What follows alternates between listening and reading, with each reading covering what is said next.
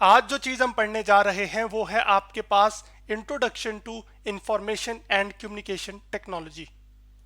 यानी कि इंफॉर्मेशन और कम्युनिकेशन टेक्नोलॉजी एक दूसरे से कैसे जुड़ी हुई हैं, ये क्या होती हैं और इससे इंसानों को क्या फ़ायदा होता है, आज हम ये जानने की कोशिश करेंगे। जैसा कि आप जानते हैं कि पुराने ज़माने में एक दूसरे तक पैगाम पहुंचाने के लिए ये मेल बॉक्स का इस्तेमाल किया जाता था, जिसे हम ख़त व ख़ताबत भी कहते हैं। लेकिन आपका पैगाम अपने किसी करीबी दोस्त तक पहुंचाने में ये जो प्रोसीजर था ये बहुत टाइम टेकिंग था। इस वजह से इंसानों को ये ज़रूरत महसूस हुई कि कुछ ऐसी चीज़ें बनाई जाएं जिससे आप आसानी के साथ अपना पैगाम एक दूसरे के साथ शेयर कर सकें। तो उसकी जो पहली एप्लीकेशन इस तस्वीर में आपको नज़र आ रही है वो मोबाइल फ़ोन है, जो आप अपनी आम जिंदगी में रोज़ाना इस्तेमाल करते हैं एक दूसरे से बातचीत करने के लिए, डाटा सेव करने के लिए। डाटा से मुराद यहाँ पर तस्वीरें हो सकती हैं, वीडियोस हो सकती हैं। तो ये ख़त व ख़ताबत से मोबाइल फ़ोन की टेक्नोलॉजी तक का ये जो रास्ता है वो असल में मुमकिन हुआ किससे? इंफॉर्मेशन एंड कम्युनिकेशन टेक्नोलॉजी से। ये जो सोचने की और आगे बढ़ने की इंसान की सलाहियत है उसने इसको मजबूर किया कि वो असल में इस कम्युनिकेशन के निज़ाम को और बेहतर बनाए। तो उसके लिए उसने सैटेलाइट्स भी बनाई, जिसकी वजह से आप अपने मुल्क में बैठकर दूसरे मुल्क के शहरियों से बातचीत कर सकते हैं। इसी तरह ये इंफॉर्मेशन एंड कम्युनिकेशन टेक्नोलॉजी की ही बुनियाद पर मुमकिन हो सका या बदौलत पर मुमकिन हो सका कि आप अब अपने हाथों में कैश नहीं रखते, बल्कि अब आपके पास डिजिटल मनी होती है, जिसमें आप कार्ड्स का इस्तेमाल करके मनी को क्या कर सकते हैं, एटीएम्स के थ्रू निकाल सकते हैं और अपने बिल्स पे कर सकते हैं। तो इतनी सारी एप्लीकेशन मैंने बता दी। तो अब बात करते हैं कि ये इंफॉर्मेशन एंड कम्युनिकेशन टेक्नोलॉजी होती क्या है। इंफॉर्मेशन असल में हम कहते हैं ऑर्गेनाइज्ड फॉर्म ऑफ डाटा, यानी कि एक खास तसलसल में किसी चीज़ का अरेंज होना। जैसे कि अगर मैं आपके सामने कोई 4 अल्फ़ाबेट्स लिखूं, जैसे कि ये M N A और फिर A, तो ये असल में आपके पास रैंडमली अरेंज है, बिखरा पड़ा है, आपके पास ये डाटा है, रॉ फैक्ट्स हैं, ठीक है। लेकिन अगर इसको मैं ऑर्गेनाइज करूं तो आप ये देखेंगे कि आपके पास ये एक इंफॉर्मेशन बन जाएगी। जैसे अगर इस A को मैं पहले लिख लूं, ठीक है, फिर M को लिख लूं, फिर N को लिख लूं और फिर A को लिख लूं, तो ये क्या बन गया? आमना, जो कि एक नाम है, जो कि एक इंफॉर्मेशन को रिप्रेजेंट कर रहा है। और ये कहाँ से इंफॉर्मेशन हासिल हुई? जब आपने इस रॉ डाटा को ऑर्गेनाइज किया, यानी कि अरेंज किया। जबकि इसके बरक्स कम्युनिकेशन टेक्नोलॉजी से ये मुराद है कि एक्सचेंज ऑफ इंफॉर्मेशन, यानी कि टेक्नोलॉजी के जरिए से जो आप इंफॉर्मेशन का तबादला करते हैं उसको हम क्या कहते हैं? Communication technology. जैसे कि इस तस्वीर में आपके पास ये शख्स मान लीजिए कि बात कर रहा है अपनी छोटी बहन के साथ, तो इनके आपस की जो बातचीत हो रही है वो असल में इंफॉर्मेशन है, लेकिन वो किसके जरिए से हो रही है? मोबाइल के जरिए से। और मोबाइल किससे बना है? टेक्नोलॉजी से। तो ये एक एग्जांपल बन जाती है किसकी? कम्युनिकेशन टेक्नोलॉजी की, जिसके अंदर आप टेक्नोलॉजी का यानी कि मोबाइल का इस्तेमाल करके एक दूसरे से इंफॉर्मेशन क्या कर रहे हैं? तब्दील कर रहे हैं या तबादला ख्याल कर रहे हैं। अभी जो इंफॉर्मेशन एंड कम्युनिकेशन टेक्नोलॉजी है इसको हम आईसीटी कहते हैं शॉर्ट फॉर्म के अंदर। आई से मतलब इंफॉर्मेशन, सी से मतलब कम्युनिकेशन और टी से मतलब टेक्नोलॉजी। तो ये जो आईसीटी है असल में ये कुछ चीज़ों से मिलकर बनी हुई है जिनको हम उसके कंपोनेंट्स कहते हैं। तो अब हम उनकी बात करते हैं। तो जो सबसे पहला कंपोनेंट है आपके पास इंफॉर्मेशन एंड कम्युनिकेशन टेक्नोलॉजी का, वो है आपके पास डाटा एंड इंफॉर्मेशन। तो जो डाटा है बेसिकली ये कलेक्शन है किसका? फैक्ट्स का। While information puts those facts into context, यानी कि जो डाटा है वो असल में मजमूआ है फैक्ट्स का। वो फैक्ट्स जो है वो आपके पास कुछ रैंडमली अरेंज नंबर्स हो सकते हैं या फिर अल्फ़ाबेट्स हो सकते हैं। जैसे पीछे एक एग्जांपल मैंने दी थी जिसमें आपके पास 4 कैरेक्टर्स थे MNAA। तो ये आपके पास रैंडमली अरेंज आपके पास असल में डाटा था जिसमें ये अल्फ़ाबेट्स को रिप्रेजेंट कर रहा है। और जब इसको मैंने अरेंज किया तो आपके पास एक नाम बन गया जो कि असल में एक इंफॉर्मेशन है, जो कि आमना था। तो इंफॉर्मेशन क्या करती है असल में बेसिकली बुनियादी तौर पर कि वो इस डाटा को इकट्ठा करती है, उसको अरेंज करती है और उसको एक फॉर्म देती है जो कि आपके लिए अंडरस्टैंडेबल हो। फिर यहां से मैं ये अखज़ कर सकता हूं कि data is raw and unorganised, यानी कि बिखरा हुआ होगा डाटा आपके पास, जबकि जो इंफॉर्मेशन है वो ऑर्गेनाइज होगी। और इंफॉर्मेशन ऑर्गेनाइज कैसे की जाएगी? जब आप रैंडम जो डाटा है या रॉ डाटा है, बिखरा हुआ डाटा है, उसको आप क्या करेंगे? अरेंज करेंगे। तो वो आपके लिए एक अंडरस्टैंडेबल चीज बन जाएगी और वही इंफॉर्मेशन कहलाएगी। जो डाटा है आपके पास वो नंबर्स और अल्फाबेट्स के अलावा कुछ ग्राफिक्स हो सकते हैं, यानी तस्वीर हो सकती है, या फिर साउंड हो सकता है।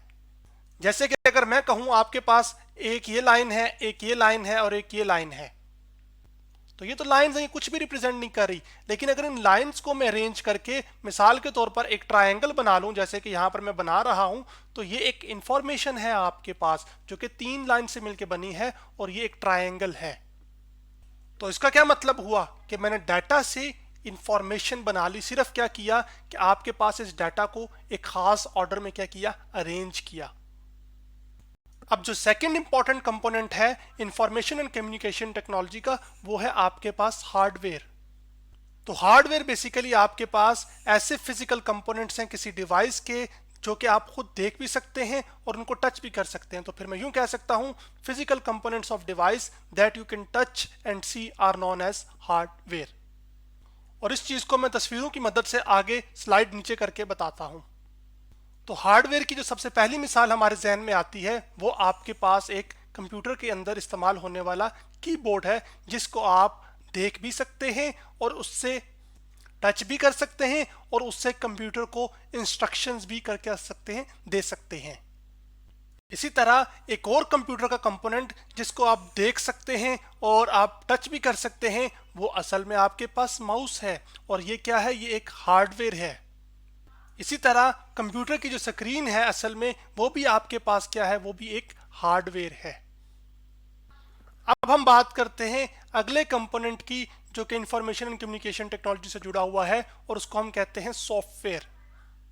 तो सॉफ्टवेयर असल में software is a set of instructions, data और programs used to operate computers and execute specific task.